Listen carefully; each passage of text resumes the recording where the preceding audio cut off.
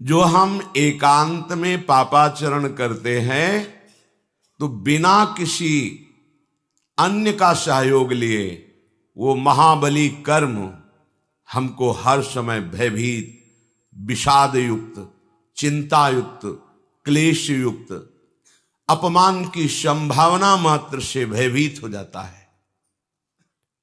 आगे जो महान भय, जन्म मरण, नरकादि यंत्रणा, विविध प्रकार की नीच योनियों में जाना, ये तो उसके विवेक में ही नहीं आ रहा है।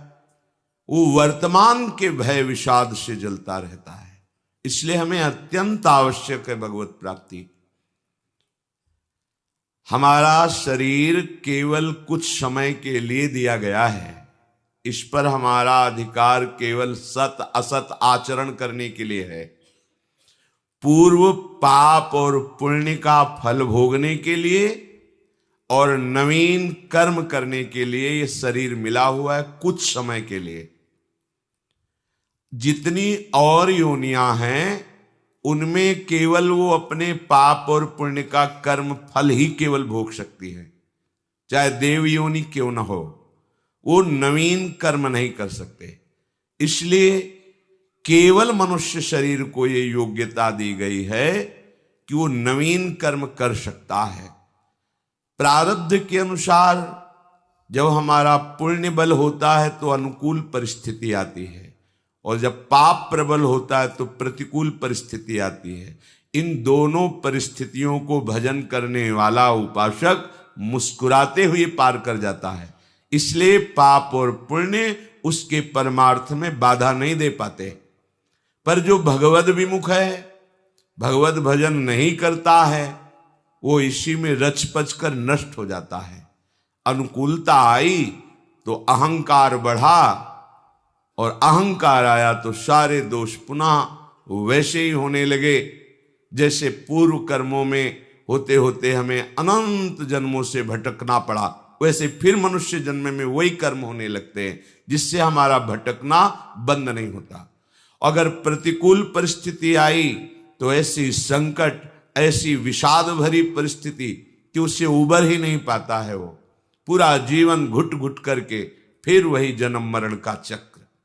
बहुत आवश्यक है हमें भजन करना, बहुत आवश्यक है हमें प्रभु से मिलना। अगर प्रभु नहीं मिले तो ये महान दुख हमें छोड़ेगा नहीं। ये बलवान कर्म के पंजे से निकल पाना बहुत कठिन है। कर्म का ऐसा पंजा है कि बड़े बड़ों को जलाता रहता है।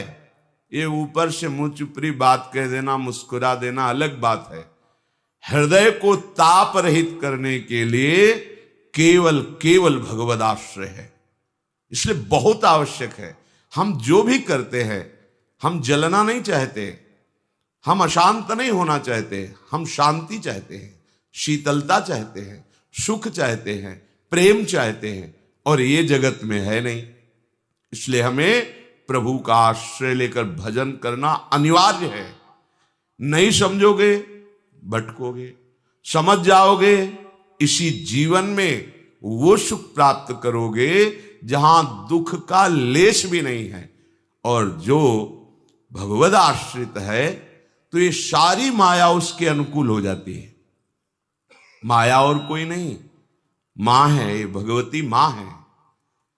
ये त्रिगुणात्मिका माया भगवती अम्बा ही है, दूसरा कोई नहीं है। जब हम इन पर गलत भाव कर लेते हैं, हम माया के भोक्ता बनते हैं, तब हमें दंड रूप से ये क्लेश, अशांति, विषाद, जन्म मृत्यु ये हमें प्राप्त होता है। और जब हम प्रभु की शरण में होकर प्रभु का भजन करते हैं तो ये अम्बा देखती है कि सही मार्ग से चल रहा है तो अनुकूलता प्रदान कर देती है, अर्थात जो बाधा पहुंचानी होती है उसे रोक देती है। काम, क्रोध, लोभ, मोह, मद, मत्सर सब इनकी ही शक्तियां हैं, ये सब शांत हो जाती हैं। सोचो, जिस हृदय में कोई कामना नहीं, जिस हृदय में कहीं किसी तरह का क्रोध नहीं, लोभ नहीं, मोह नहीं, मद नहीं, कैसा शीतल हृदय होगा वो। यही तो हम चाहते हैं, हमारा हृदय शांत रहे, प्रसन्न रहे। हमें कोई ऐसा प्यार करे जो अविनाशी हो, केवल हमारे लिए हमको प्यार करे, अपने स्वार्थ के लिए नहीं। जगत में कहीं भी कोई प्रेम करता है तो अपने स्वार्थ की पूर्ति के लिए आपके सामने प्रेम प्रदर्शन करता है। अगर स्वार्थ रहित कोई आपसे प्रेम कर सकता है तो वो केवल पूर्णानंद घन स्वरूप प्रभु ही कर सकते हैं, प्रियालाल ही कर सकते हैं। भ्रम में मत रहिए, समय नष्ट मत कीजिए। कोई आपको प्यार नहीं करता, अपनी अनुकूलता को प्यार करता है। आप मान लेते हैं कोई हमें प्यार करता है। अगर कोई प्यार करता है तो हेतु रहित जग जुग उपकारी, तुम तुम्हार सेवक असुरारी। प्रभु और प्रभु के समान भजन करके भगवत भाव को प्राप्त हुए प्रेमी महापुरुष, ये दो ही ऐसे हैं जो बिना स्वार्थ के प्रेम करते हैं। अन्यथा सबकी एक ही रीति है, वो किसी से भी प्रेम करता है तो स्वार्थ युक्त करता है। स्वार्थ लागी करत सब प्रीति, सुर नर मुनि सब ही की रीति। एक प्रभु और प्रभु के प्रेमी महाभागवत जन। इसीलिए हमें अप्रमाद में समय नष्ट नहीं करना। श्री भगवान कह रहे, जरा मरण मोक्षाय मामाश्रित्य यतन्ति ये, ते ब्रह्म तद्विदुः कृष्णो मध्यात्मं कर्म चाखिलम। वृद्धावस्था और मृत्यु से बहुत जल्दी मुक्ति पा लीजिए, भगवान आदेश कर रहे हैं। जो मनुष्य मुक्ति पाने का उपाय मेरा आश्रय लेकर प्रयत्न पूर्वक भजन करता रहता है, उसे संपूर्ण ब्रह्म का बोध हो जाता है, अध्यात्म को जान जाता है और संपूर्ण कर्म के रहस्य को जान जाता है। जो जरा मरण से मोक्ष पाना चाहता है, पहला उपाय है श्री भगवान की शरण। वो हम कैसे हो ये भी नहीं जानते, तो फिर भगवान कृपा करके अपने प्रेमी महाभागवतों का संग दे देते हैं। भगवत भक्तों की कृपा से भगवत शरणागति प्राप्त होती है। सीधे प्रभु की शरणागति प्राप्त होना बड़ा ही कठिन है। इसीलिए भगवान सदगुरुदेव रूप में बंदों गुरुपद कंज कृपा सिंधु नर रूप हरि, महामोहतम पुंज जासु बचन रवि कर निकर। पर ध्यान दीजिए, गुरुदेव का वर्ण किया जाता है संसार से मुक्त होने के लिए, और इस वर्ण का स्वरूप होता है मन से, वचन से, आचरण से। आज से हम आपके सदैव आज्ञानुसार वर्ताव करेंगे। तन वांग मनोभिर अमलई सोहम तवई वाश्रिता। मैं मन वचन कर्म से अन्य किसी कामना का आश्रय लेकर नहीं, केवल भगवत प्राप्ति के लिए हे स्वामिनी जू, हे सदगुरुदेव जू, आपकी शरण में सोहम तवई वाश्रिता। जो उपासक शरणागति का सौभाग्य प्राप्त करके अपने गुरुदेव और आराध्य देव से अपने मन की अनुकूलता चाहता है, वो फिर दुर्भाग्य का वर्ण कर रहा है। ध्यान देने का विषय है, हम अपने मन की अनुकूलता, शरीर की अनुकूलता, भोगों की अनुकूलता का त्याग करने के लिए शरणागत हुए हैं। वो हमें जो आदेश कर रहे हैं, उस आदेश में मूल में छुपा होता है राग त्याग। भले प्रगट में आपको राग दिखाई दे कि इनके आदेश में राग दिखाई दे रहा है, इनके आदेश में तो ऐसा लग रहा है विषय त्याग है ही नहीं, पर वो आदेश आपको जब अक्षरशः पालन करोगे तो अनुभव कराएगा कि आप विषय त्याग की कितनी ऊंचाई पर चढ़ गए हैं। इसलिए बिल्कुल बुद्धि नहीं लगानी, बुद्धि को उनकी आज्ञा में समर्पित कर देना है। कोई बड़ा भाग्यशाली उपासक होता है, जीवन अर्पित करके एक एक कदम उनकी आज्ञा के अनुसार चलता है। अब जोई कहें करें हम सोई, बस ये जीवन बना लेना चाहिए। अगर ये जीवन बन गया तो जरा मरण मोक्षाय के लिए आपको अन्य कोई साधन नहीं करना पड़ेगा। अब आपको कोई चिंता नहीं होगी। जैसे चतुर केवट की नाव में कोई बैठ जाए तो निश्चिंत होकर नदी पार हो जाता है, उसको चिंता नहीं रहती। ऐसे चतुर खेवैया सदगुरुदेव की आज्ञा रूपी नौका पर जो उपासक बैठ गया, सुखपूर्वक भव समुद्र से तर जाता है। उसे पता ही नहीं चलता हम कितना भव समुद्र से बाहर हो चुके हैं। और जो तैर करके जाना चाहता है तो अथाह और अगाध है, बड़ा मुश्किल है। कोई बिरला तैर करके जाना, कोई बिरला। उस बिरले में भगवान या भगवान ही कृपा करके ऐसा बल दे, जो निर्विघ्न पंथ निर्वाही सो कैवल्य परम पद लहाई। और वो कैवल्य परम पद जो भगवद आश्रित गुरुदेव की आज्ञा पर चलते हैं, उनको ऐसा सुख प्राप्त होता है, दीयमानम न गृहणंती, वो देने पर भी उसे स्वीकार नहीं करते। नहीं चाहिए परम पद, बस आपके निरंतर संग में, आपकी मुख माधुरी का पान करते हुए, लीला गुण का गायन दर्शन करते हुए सदैव हम आपके श्री चरणों की दास्ता में रहे। मुझे और कुछ नहीं चाहिए। दीयमानम न गृहणंती बिना मत सेवनम जनाहा। हम शरणागत के भाव को समझें। यदि अपना अस्तित्व हम बनाए रखे तो शरणागत हमने किसको किया? तन हमारी अनुकूल वृत्ति के अनुसार, मन हमारी अनुकूल वृत्ति के अनुसार, वचन हमारे जैसे मन में आया वैसे बोले, और हम अपना अस्तित्व स्त्री पुरुष शरीर आदि को लेके। तो शरणागत आपने किसको किया? एक नाटक ही तो किया, आप शरणागत तो हुए नहीं। शरणागत तो तनु वांग मनोभिर अमलई सोहम तवई वास्यता। तनु ये बिक गया, आप जैसा गुरुदेव आदेश करेंगे। मन, अब तुमको ऐ मन गुरुदेव की आज्ञा के अनुसार संकल्प करना होगा। स्वेच्छाचारी मन, अब तेरा स्वतंत्रता का खेल खत्म हो गया। अब तो तुझे गुरु की आज्ञा में परतंत्र होना पड़ेगा। जिसका मन गुरुदेव की आज्ञा में परतंत्र होता है, माया उसे कभी परास्त नहीं कर सकती। जिसका मन स्वच्छंदता पूर्वक विचरण करता है, वो माया में प्रकृति में ही होता है। वचन पातिव्रत धर्म की तरह रसना कटो जो अन रटो। सोहम प्रियाजू के चरणारविंद में अर्पित। अब क्या जरा और मरण का कोई भय रह जाएगा? नहीं। शरणागति मात्र से भगवान कह रहे हैं वो संपूर्ण ब्रह्म को जान जाएगा, अध्यात्म को जान जाएगा, कर्म के रहस्य को जान जाएगा। क्योंकि इसके जनाने वाले स्वयं जगत गुरु प्रभु हैं, जिनका आश्रय लिया गया है, हम जिनकी शरण में हुए। बस शरणागति के भाव को समझना है।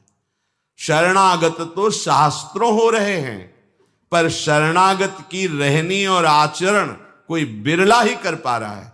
अपने अहम के द्वारा प्रेरित मन के अनुसार चलना ये शरणागत का लक्षण नहीं है। आराध्य देव गुरुदेव की आज्ञा के अनुसार मन को चलाना, शरीर की संपूर्ण चेष्टाएं उनके अनुकूल करना। श्री कृष्ण अनुकूलेन प्रतिकूलस्य वर्जनम। उनके प्रतिकूल स्वप्न में भी ना मन में, ना तन में, ना वचन में कोई चेष्टा निहाल हो गए। पर ऐसा शरणागत कोई बिरला ही होता है। इसलिए कोई एक पाव भगत जिमि मोरी। कोई बिरला मेरी भक्ति को प्राप्त होता है। कोई बिरला ऐसा है जो मोक्ष पद को प्राप्त होता है। क्योंकि ये एक शरणागति का सांसारिक संबंध जैसा व्यवहार करते हैं। सब वस्तु हमारी, सब चेष्टाएं हमारी, हमारे मन के अनुकूल, बस तो हम माना शरणागत। नहीं, तुम्हारा अस्तित्व ही नहीं है। जिसने अपने आपे को मिटा दिया है वही शरणागत है। यंत्रवत जीवन जिसका चलने लगा वो भगवत स्वरूप हो जाता है। बाद में खुद अनुभव होता है कि प्रभु कृपा करके हमारे हृदय में आकर विराजमान हो गए और वो सारी चेष्टाएं करा रहे हैं। जो गुरुजन महापुरुष हैं उनकी आज्ञा पर विचार करने का अवसर नहीं होता। अब विचार करेंगे, आपने कहा है, देखेंगे कैसा होगा। ये सांसारिक वार्ता में हो सकता है, लेकिन गुरुदेव की आज्ञा पर उनके द्वारा जो आदेश दिया गया है उसमें बिल्कुल विचार की गुंजाइश नहीं होती। जैसा आदेश हुआ वैसा ही हम अपने जीवन में, क्योंकि हमारा जीवन गुरुदेव का जीवन है। सच्चा शिष्य वही है जो गुरुमय हो जाए। सच्चा शरणागत प्रभु का वही है जो भगवनमय हो जाए, तन्मया। ये अनुभव होने लगे कि ये शरीर गुरुदेव का, ये मन गुरुदेव का, इसकी चेष्टाएं गुरुदेव की, और मैं स्वयं गुरु स्वरूप। ये हुआ शिष्य का स्वरूप। शिष्य की पवित्र शिष्यता गुरु की महामहिमा में ऐसे लीन हुई कि शिष्य शिष्य नहीं रह गया, वो गुरु स्वरूप हो गया। जानत तुम्हें तुम्हें हो जाए, तन मन वचन सब गुरुदेव स्वरूप हो गए। अब हो गई पूर्णता। जरा मरण मोक्षाय स्थिति अपने आप हो गई, क्योंकि इसी का तो भय था, और जिसका भय था वो समर्पित हो गया। और ऐसी जगह समर्पित हुआ कि जिसका था, जिसका है, जिसका रहेगा, उसी का हो गया। मेरा माना हुआ भ्रम नष्ट हो गया। समझिए, मेरा माना हुआ भ्रम नष्ट हो गया। ये भ्रम नष्ट हो जाना ही विशुद्ध ज्ञान है। जासु कृपा सब भ्रम मिट जाई। भ्रम बना रहता है। क्यों? शरणागति कच्ची है। हम कहलाते शरणागत हैं, पर किसको शरण किया? आप खुद प्रश्न करके देख लो अपने में। तन का वर्ताव स्वसुख वांछा से आप कर रहे हैं, मन का वर्ताव आप कर रहे हैं, वचन आपके हैं, आपका अस्तित्व शरीर में है, तो आपने शरणागत किसको किया? आप प्रश्न करके देख लीजिए अपने से, आपको उत्तर मिलेगा अहंकार को। अगर आप अब भी संभल जाए तो जितना समय है उतना प्रभु के चरणों में अर्पित कर दें, इतने से ही काम हो जाएगा। जितने मिनट है इतने से ही भगवत प्राप्ति हो जाएगी। मान लीजिए, शरणागत का बहुत बड़ा प्रताप होता है, पर अपना अस्तित्व हम नहीं मिटा पाते हैं, इसलिए अनुकूलता की मांग होती है। हम देखते हैं उपासकों को, अनुकूलता की मांग ही गुरुदेव की, आराध्य देव की कृपा समझी जाती है। ऐसा नहीं है। ये अनुकूलता प्रतिकूलता बाह्य परिस्थिति है। हमारी स्थिति अध्यात्म में पहुंचे, इसलिए हमें गुरुदेव रूपी श्रीहरि का आश्रय मिला है, अनुकूलता के लिए नहीं मिला है। अनुकूलता प्रतिकूलता का कोई प्रभाव ना पड़े हृदय में, यह है गुरुदेव की कृपा। भारी से भारी अनुकूलता गर्व न लाए, भारी से भारी प्रतिकूलता हमारे अंदर शोक न पैदा कर पावे, निराशा न पैदा कर पावे, यह गुरुदेव की कृपा है, ये आराध्य देव की कृपा है। श्री भगवान कह रहे हैं, मेरे आश्रित होकर, यदि भगवद आश्रय हमारा दृढ़ हो जाए तो सारी चिंता खत्म हो जाएगी। जब बड़े को अपना सारा भार दे दिया, हमें पता है कि वो सर्वज्ञ हैं, सर्वशक्तिमान हैं, सर्वत्र हैं और हमारे सुहृद हैं, क्योंकि सुहृदम सर्वभूतानाम, हमें बहुत प्यार करते हैं। फिर हमें क्या चिंता, फिर क्या शोक? प्रभु कह रहे, जो मेरे आश्रित होता है वो अध्यात्म को जान जाता है। अध्यात्म हमारा स्वरूप है, जो जीव का स्वरूप है उसे अध्यात्म कहते हैं।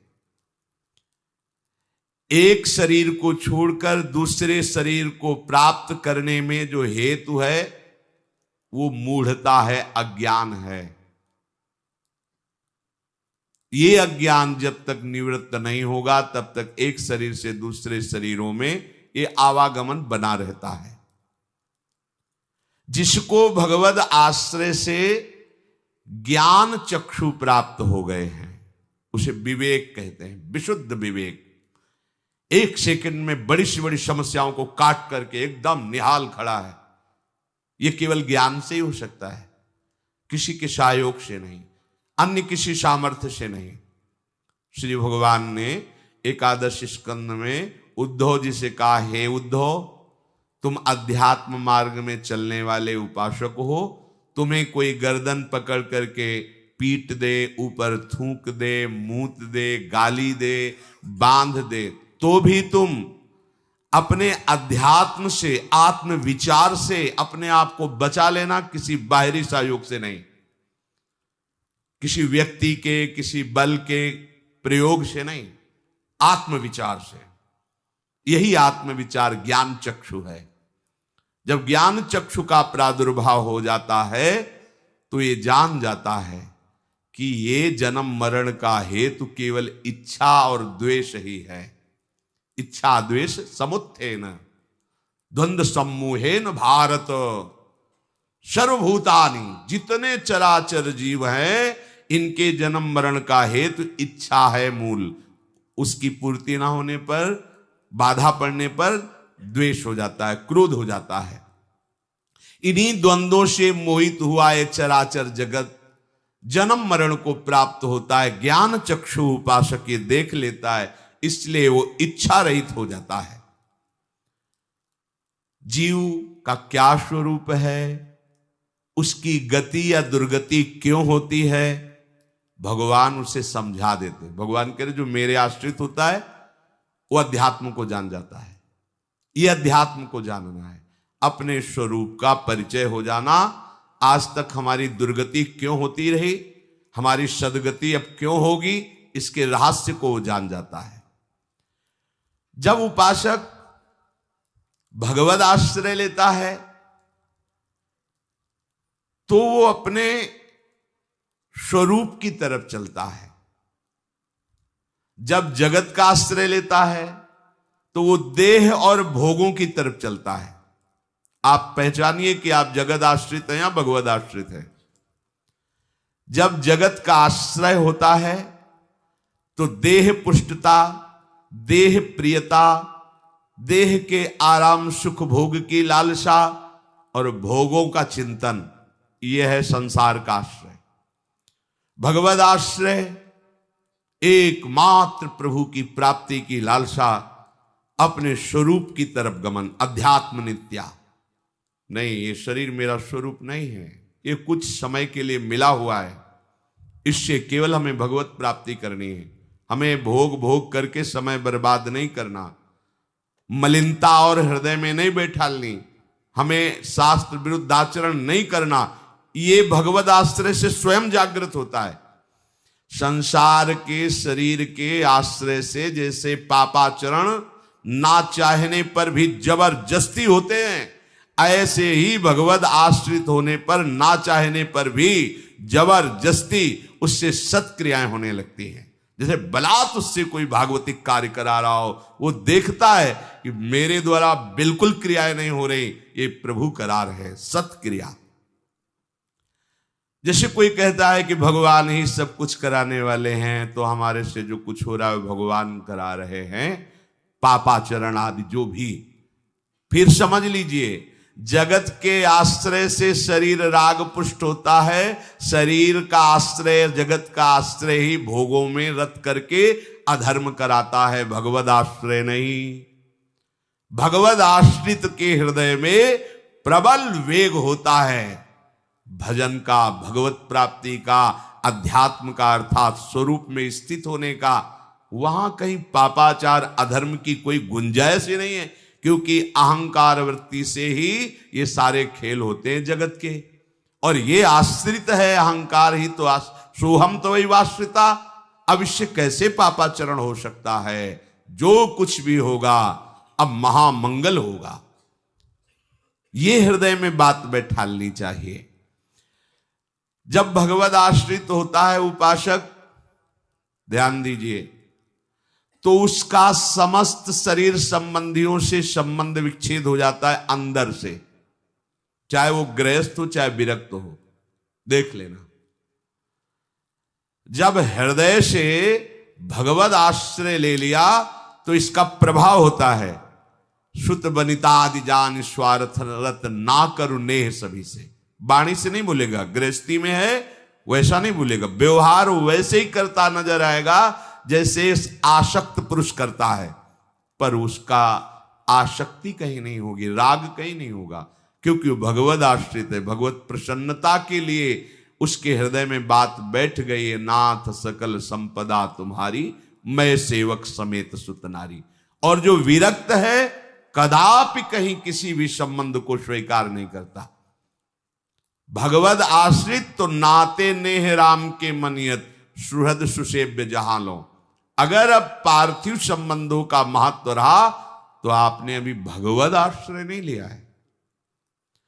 तात मात सुत दार देह में मति अरुझय मति मंदा, हित किशोर को होय चकोर तू लख वृंदावन चंदा। ये भगवद आश्रित का लक्ष्य होता है। रसिक मंडली में या तन को नी के ढंग लगाओ, दंपति यश गाओ हर्षाओ, हितसो रीज रिझाओ। ये उसकी वृत्ति होती है। किसी भी संबंध से उसका कोई भी राग नहीं रहता।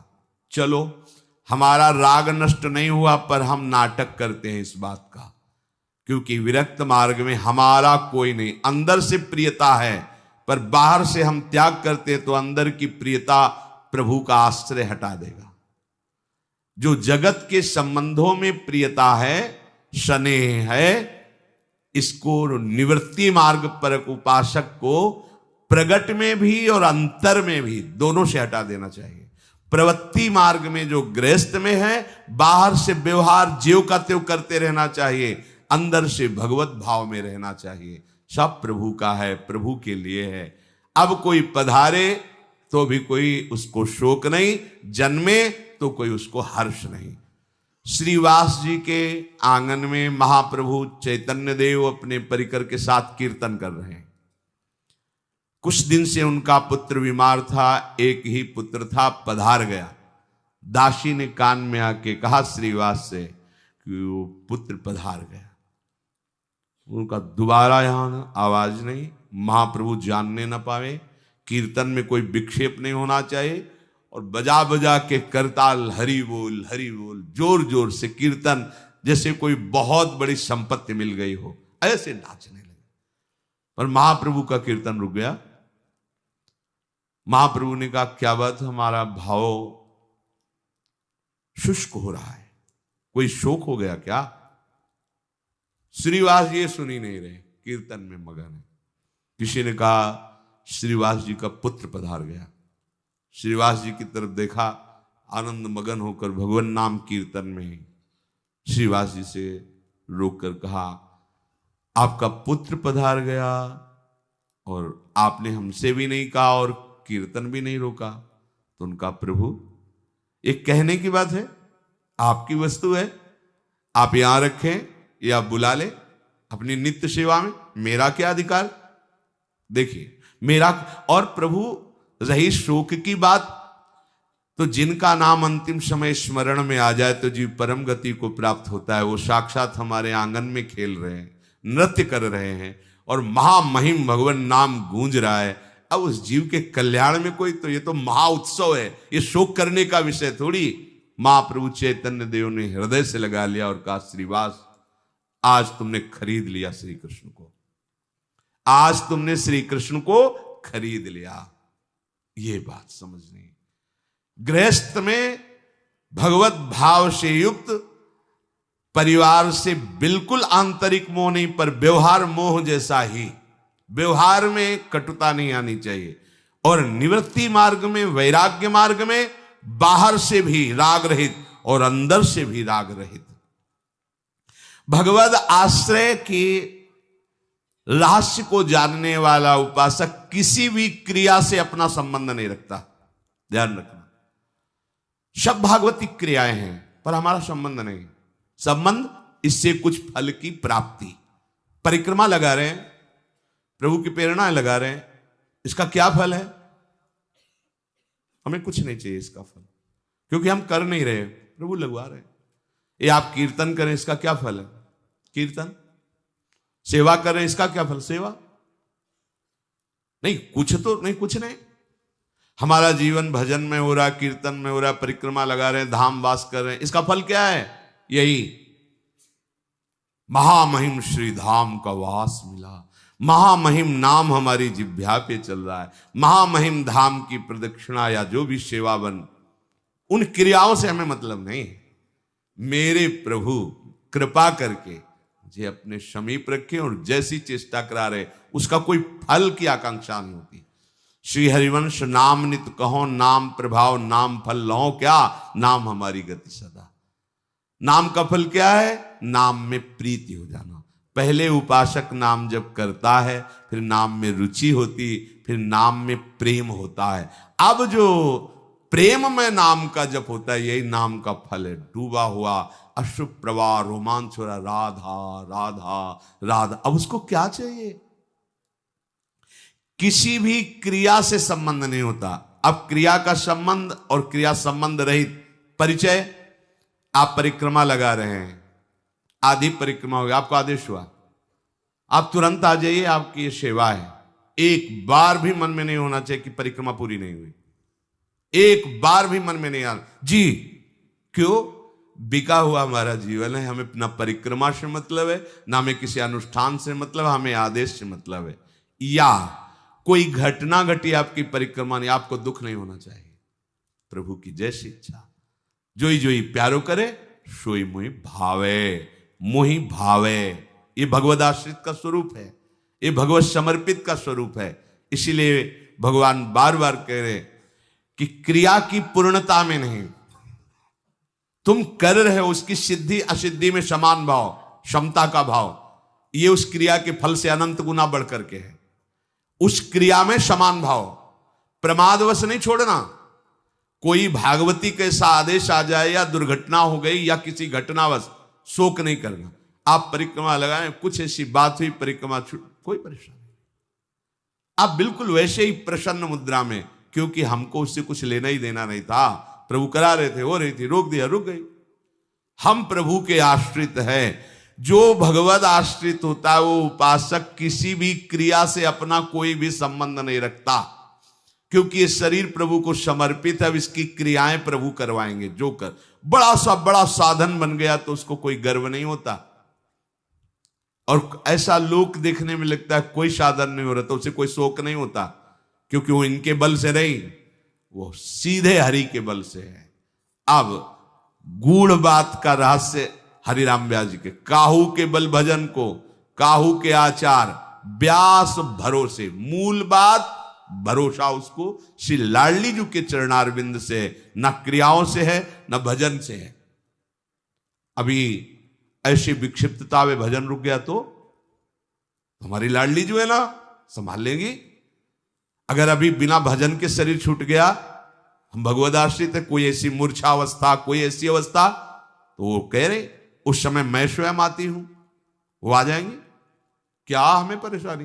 कितनी निश्चिंतता, कितनी बेपरवाही। वो अपने स्वरूप को जान जाता है, ऐसा भगवद आश्रित उपासक। स्वरूप को जानने का मतलब सही माने में हमारा जो स्वरूप है उसका किसी क्रियाहीनता से या क्रिया उत्तमता से कोई फर्क नहीं। वहां क्रियाओं की पहुंच ही नहीं, अपने स्वरूप कोई आवश्यकता नहीं, न सत्क्रिया न असत्क्रिया, स्वरूप की। अब वहां तक पहुंचे नहीं इसलिए है चलो ऐसा करो ऐसा ना करो। इसका परिणाम होगा कि कर्ता भाव ही लीन हो गया, क्रिया रहित हो गया, अर्थात मैं नहीं कर रहा हूं। यह अनुभव होता है बड़े बड़े महापुरुषों को जो भगवत प्राप्ति के नजदीक पहुंच रहे हैं या जो भगवत प्राप्त हो गए हैं। कुछ नहीं हो रहा, सब कुछ होते हुए कुछ नहीं हो रहा। करें करावें आप सब जनहि बढ़ाई दे। तीनों लोग 14 भुवनों में जितने भी चराचर जीव हैं उन सबके स्वरूप का उसे ज्ञान हो जाता है। तो अलग अलग वो चिंतन करता होगा कि चींटी का क्या स्वरूप, हाथी का क्या स्वरूप। नहीं। जैसे कांच के महल में खड़े हो तो हजारों लाखों रूप तुम्हें दिखाई दे रहे हैं, लेकिन वो किनके हैं? अपने हैं ना, तो जान गए ना लाखों रूप को। ऐसे ही आत्मा एक है, ये घड़े अनेक हैं, ये सब घड़े भास रहे हैं, इनमें एक ही आत्म तत्व है, दूसरा नहीं। जान गए 14 भुवनों में, तीनों लोकों में अनंत जीवों के स्वरूप का उसे बोध हो गया। क्यों? क्योंकि अपने स्वरूप का बोध हो गया।